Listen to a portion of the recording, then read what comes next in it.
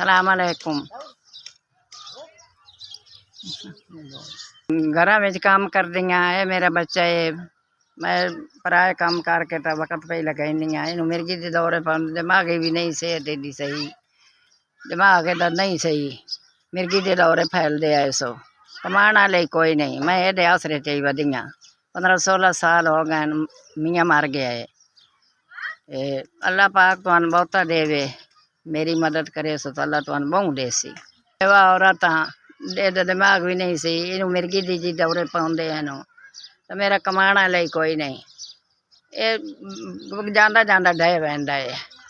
पर बंदे दसदे ने तेनू मैं लै आउनी हाँ, तेरा बच्चा डट्ठा पिया है।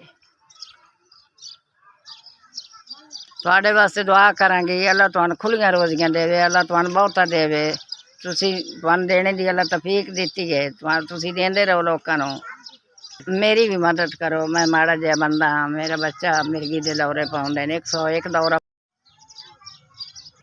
तुसां मैनू 5000 रुपया दिता, अल्लाह तुहानू खुश रखे, अल्लाह तुहानू बहुतियां तरक्कियां देवे, अल्लाह तुहाडियां मुश्किलां आसान करे, अल्लाह तुहाडे बच्चों की जिंदगी करे, तरक्कियां दी कमी ना आवे इंशाअल्लाह। अल्लाह तुहानू लोड़ दी थोड़ ना होवे, अल्लाह तुहानू बहुता देवे, अल्लाह तुहाडियां मुश्किलां आसान करे, अल्लाह तुहाडे बच्चों की जिंदगी करे इंशाअल्लाह। इंज ही गरीबां दी मदद करदे रहो।